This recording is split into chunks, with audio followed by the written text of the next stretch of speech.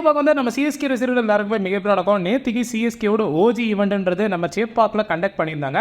தோனி அவங்க வந்திருந்தாங்க. தோனி கிட்ட ஒரு மிகப்பெரிய கேள்வி கேட்கப்பட்டது. அதுதான் எல்லா வருஷமே பார்த்தீங்கன்னா வந்து இதுதான் உங்களோட லாஸ்ட் சீசன் சொல்லிட்டு ஆங்கர்லாம் கேட்டுட்டு இருக்காங்க.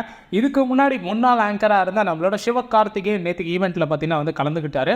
அவர் தோனி கிட்ட நம்மள மாதிரி சிஎஸ்கே ஃபேன்ஸோட ரெப்ரசன்டேட்டிவாக அந்த இடத்துல தோனி கிட்ட ஒரு மிகப்பெரிய கேள்வி கேட்டிருந்தாரு. உங்ககிட்ட அந்த டெஃபினெட்லி நாட் அந்த ஒரு வார்த்தை கேட்கறதுக்கு தான் எல்லாரும் ஏங்கிட்டு இருக்கோன்ற மாதிரி சொல்லியிருந்தாரு. அது மட்டும் இல்லாமல் உங்ககிட்ட இருக்கிற ஃபிட்னஸுக்கு நீங்கள் 60 இயர்ஸ் வரணும் கூட சிஎஸ்கே ஆடலாம் அப்படின்ற மாதிரி சொல்லியிருந்தாரு. அதுக்கு தோனி வந்து ஒரு மிக முக்கியமான ஒரு விஷயத்தை அழகாக சொல்லியிருந்தாரு. அதாவது பார்த்தீங்கன்னா என் பாடி பார்த்தீங்கன்னா அப் அண்ட் டவுன் போயிட்டு இருக்கோம். ஐ வில் ட்ரை அப்படின்ற மாதிரி வந்து சிரிச்சிட்டு பேசிட்டு இருந்தாரு. ஆனால் இது வரல சிஎஸ்கே இந்த மாதிரி ஒரு பெரிய ஈவெண்ட் எதுவுமே நடத்தினதில்லை.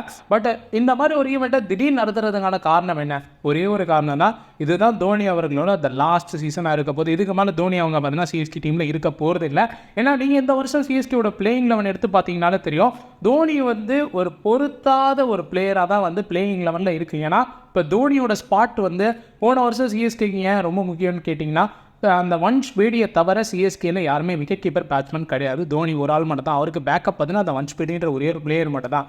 அதனால பார்த்தீங்கன்னா சிஎஸ்கே கன்ஃபார்ம் தோனி ஆட வச்சாகணும் அப்படின்ற ஒரு நிலைமை இருந்தது. ஆனால் இந்த சீசனில் உங்களுக்கு சஞ்சு சாம்சன் இருக்காரு, உங்களுக்கு உர்வில் பட்டேல் இருக்காரு, அது இல்லாமல் பார்த்தீங்கன்னா கார்த்திக் சர்மா இருக்காங்க. தோனியோட பொசிஷன் நம்பர் 8. நீங்கள் பார்த்தீங்கன்னா ஒரு 6 பேட்ஸ்மேன் ஆடுறீங்க. அதே சமயத்தில் பார்த்தீங்கன்னா உங்களுக்கு ஆல்ரவுண்டர்ஸ் அந்த இடத்துல ஆடலாம். தோனியோட பொசிஷனை பார்த்தீங்கன்னா வந்து வேறு யார்கிட்டாச்சும் விட்டு கொடுத்தாங்கன்னு வைங்களேன், அந்த இடத்துல உங்களுக்கு ஒரு எக்ஸ்ட்ராவான பவுலிங் ஆப்ஷனும் கிடைக்குது. அந்த மாதிரி ஒரு சூழ்நிலை வந்துருச்சு. அதனால் பார்த்தீங்கன்னா இந்த சீசனே நிறைய மேட்ச் வந்து தோனி ஆடுவாரன்ற டவுட் இருக்கும் நம்ம எல்லாருமே. நிறைய பேர் தோனி இல்லாத பிளேயிங் இல்லாமல் எடுக்க ஆரம்பிச்சிட்டிங்க. அது மட்டும் இல்லாமல் பார்த்தீங்கன்னா வந்து காசிங் விஸ்வநாதன் சிஎஸ்கேவோட சிஇஓ ஒரே ஒரு விஷயம் மட்டும் தான் சொல்லியிருந்தாரு. இந்த மாதிரி தோனி இந்த சீசன் 14 மேட்சும் ஆடுவார், ஒரு சீசன் ஆடுவார்ன்றது அஷூரன்ஸ் கொடுத்துருந்தாரு. ஆக்சுவலாக சிஎஸ்கேவோட பிராண்ட் வேல்யூக்கு தோனி ரொம்பவே முக்கியம். அவர் தான் பார்த்தீங்கன்னா சிஎஸ்கேவோட 73% ஸ்டேக்ஸை பார்த்தீங்கன்னா ஹோல்ட் பண்ண போகிறதா இப்போதைக்கு ஒரு தகவல் போயிட்டுருக்கு. அதை பற்றி வெயிட் பண்ணி பார்ப்போம். அதை தாண்டி இப்போ சிஎஸ்கே ஓஜி ஈவெண்ட் பார்த்தாச்சு. ஐபிஎல் 2026 ஸ்கெடியூல் பார்த்தீங்கன்னா ஆல்ரெடி ரிலீஸ் பண்ணியிருந்தாங்க. ஐபிஎல் கவர்னிங் கவுன்சில் ரிலீஸ் பண்ண அந்த ஸ்கெடியூலில் பார்த்தீங்கன்னா வந்து ஏப்ரல் 12 வரணும் நடக்கக்கூடிய மேட்சஸ்க்கான ஸ்கெடியூல் மட்டும் தான் விட்டுட்டாங்க. அதாவது எல்லா டீம்ஸுக்குமே தலா 4 மேட்சுகளுக்கான அந்த ஒரு ஸ்கெடியூல் ரிலீஸ் பண்ணியிருந்தாங்க. ஏன்னா இந்த வாட்டி எலெக்ஷன் நடக்க போது, அதுவும் பார்த்தீங்கன்னா தமிழ்நாடு புதுச்சேரி மட்டும் இல்லாமல் மொத்தமாக 5 ஸ்டேட்டில் நடக்க போது.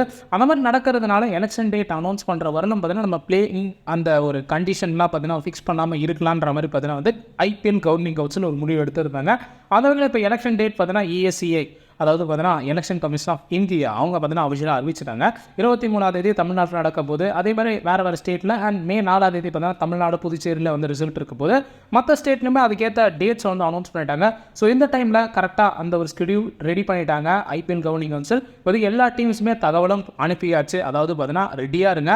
ஏன்னா செகண்ட் ஸ்கெடியூலோட அந்த டைமிங் பார்த்தீங்கன்னா அவங்க கிட்ட சொல்லிட்டாங்க. இன்னும் 3 to 4 நாட்கள், அதாவது ஐபிஎல் ஆரம்பிக்கிறதுக்கு ஒரு நாள் முன்னாடி ஃப்ரைடே அன்னைக்கு பார்த்தீங்கன்னா வந்து கன்ஃபார்மாக அந்த ஐபிஎலோட ஃபுல் ஸ்கெடியூல் பார்த்தீங்கன்னா ரிலீஸ் பண்ணிடுவாங்க ஐபிஎல் கவர்னிங் கவுன்சில்ன்ற மாதிரி ஒரு தகவல் கிடச்சிருக்கு. இப்போ அதை தாண்டி ஸ்பென்சர் ஜான்சனோட மேட்ருக்கு வருவோம். ஸ்பென்சர் ஜான்சனை பொறுத்தவரைக்கும் சிஎஸ்கேக்கு ரொம்பவே ஒரு இம்பார்ட்டன்ட் பிளேயராக இப்போதைக்கு பார்த்தீங்கன்னா சிஎஸ்கேல நம்மளுக்கு ஆட இருந்த நேதன் எலிஸை ரீப்ளேஸ் பண்ணுறதுக்காக பார்த்தீங்கன்னா அவர் வராரு. அவரோட இன்ஸ்டாகிராம் ஸ்டோரியிலேயுமே பார்த்தீங்கன்னா வந்து அந்த எல்லோ அப்படின்றத வந்து தெரிவித்து பார்த்தீங்கன்னா நம்ம எல்லாருக்குமே வந்து ஒரு சிக்னலை கொடுத்துட்டாரு. அது மட்டும் இல்லாமல் PSL டோர்னமெண்ட்லேருந்து மார்ச் 15 தான் பார்த்தீங்கன்னா வந்து விலகி இருந்தார். ஏன்னா ஐபிஎல்ல ரீப்ளேஸ்மெண்ட்டுக்கு ஆல்ரெடி 11 பிளேயர் இன்ஜூரி ஆயிருக்காங்க. அதுக்கு ரீப்ளேஸ்மெண்ட்டுக்கு ஒரு பிளேயர் வேணும்னு சொல்லிட்டு தான் பார்த்தீங்கன்னா வந்து ஸ்பென்சர் ஜான்சன் பார்த்தீங்கன்னா அவர் வெளியில் வந்துட்டாரு.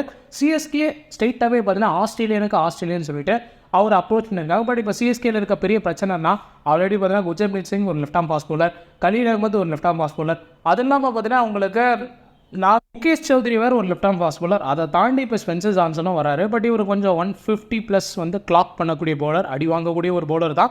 இருந்தாலுமே சிஎஸ்கே நம்பிக்கை வச்சுருக்காங்க. என்னை பொறுத்த வரைக்கும் பாசிட்டிவ் பர்ஃபார்மன்ஸ் எல்லாம் விட்டுருங்க. சிஎஸ்கேவோட கேம்பில் வந்து அவர் என்ன பண்ண போகிறாருன்றதை வெயிட் பண்ணி பார்க்கலாம். பட் இது வந்து அஃபிஷியலாக கன்ஃபார்ம் ஆகிருச்சு. இன்னும் கொஞ்ச நாளில் பார்த்தீங்கன்னா வந்து சிஎஸ்கே கிட்ட வந்து அதிகாரப்பூர்வமான அனௌன்ஸ்மெண்ட் வரும். இப்போ என்னன்னா அவர் ரீசெண்டாக வந்து அந்த ODI சீரிஸ் ஆடி முடிச்சிருக்காரு. அதனால் ரீஹாபிஷனில் வந்து இருக்கிறாரு. ஸோ இன்னும் கொஞ்ச நாள் டைம் ஆகும் அவர் ரெக்கவர் ஆகிறதுக்காக, ஏன்னா இப்போ தான் வந்து பெரிய அந்த ஒரு ஒன் டே சீரிஸ் வந்து ஆடிட்டு வந்திருக்காரு. அதனால் ஆஸ்திரேலியன் கிரிக்கெட் போர்டோட அந்த வழிகாட்டுதல் பேரில் பார்த்தீங்கன்னா வந்து இப்போதைக்கு ஸ்பென்சர் ஜான்சன் கொஞ்ச நாளுக்கு ரெஸ்ட் எடுக்க போகிறார். அதனால் முதல் 2 வாரம் ஐபிஎல்க்கு அவர் கலந்துக்க மாட்டார் சிஎஸ்கேவோட அந்த மேட்சஸ்ன்ற மாதிரி தகவல் வந்திருக்கு. பட் ப்ராக்டிஸ் கேம்பில் கலந்துருவார். பட் சிஎஸ்கே மேட்சஸில் பார்த்தீங்கன்னா 2 வாரம் கழிச்சு தான் பார்த்தீங்கன்னா நம்ம பார்க்க முடியும். அதனால் சிஎஸ்கேவோட ஃபஸ்ட்டு மேட்ச் பிளேயிங் லெவலில் எனக்கு தெரிஞ்சு டெத் ஓவர்ஸுக்கு ஸ்பெஷலிஸ்ட்டாக குர்ஜன்ப்ரீத் சிங்கை டெபு பண்ணுறதுக்கான வாய்ப்புகள் நிறையவே இருக்குது. அதே சமயத்தில் இந்த சீசனில் ஜாக் ஃபோக்ஸை நம்ம அதிகமாக பார்க்கலாம். அவர் ரன்னு கொடுக்குறாருன்னு நம்ம சொல்லிகிட்டு இருக்கோம். பட் ஐபிஎல் கண்டிஷனில் அடிப்பாங்க. இருந்தாலுமே நம்ம அந்த டைமில் அவங்களோட ஃபார்ம் எப்படி இருக்குன்றத சான்ஸ் கொடுத்தா தான் தெரியும். நீங்கள் இதை பற்றி என்ன நினைக்கிறீங்க? உங்களோட பர்ஃபெக்டான சிஎஸ்கேவோட பிளேயிங் லெவனை இப்போ மறக்காமல் கமெண்ட் பாக்ஸில் கமெண்ட் பண்ணுங்கள். வழக்கம் போல் சிஎஸ்கேவோட பிளேயிங் லெவனை அனலைஸ் பண்ணுற மாதிரி இந்த டைமை அனலைஸ் பண்ண ஸ்டார்ட் பண்ணுவோம். ஒருத்தவங்களோட பிளேயிங் லெவனை அனலைஸ் பண்ணி டெய்லி வீடியோஸ்ன்றது வந்துட்டு இருக்கோம். நம்மளோட கிரிக்கெட் சேனலை யாராச்சும் சப்ஸ்கிரைப் பண்ணாமல் இருந்தீங்கன்னா மறக்காமல் சப்ஸ்கிரைப் பண்ணி வச்சுங்க. தொடர்ந்து இந்த மாதிரி கிரிக்கெட் சார்ந்த அப்டேட்டை டெய்லியும் தெரிஞ்சுக்கிறதுக்கு அது மட்டும் இல்லாமல் நம்ம இன்ஸ்டாகிராம் பேஜ் ஈஸ்கிரி ஆஃபீஷியலும் ஃபாலோ பண்ணி வச்சுங்க. லைக் பண்ணாதவங்க லைக் பண்ணி வச்சுங்க. ஹை பட்டனை கிளிக் பண்ணாதவங்க கிளிக் பண்ணி வச்சுங்க. உங்கள் ஃப்ரெண்ட்ஸுக்கு மறக்காமல் இந்த வீடியோ ஷேர் பண்ணுங்கள். சிஎஸ்கே ஃபேன்ஸ் தான்.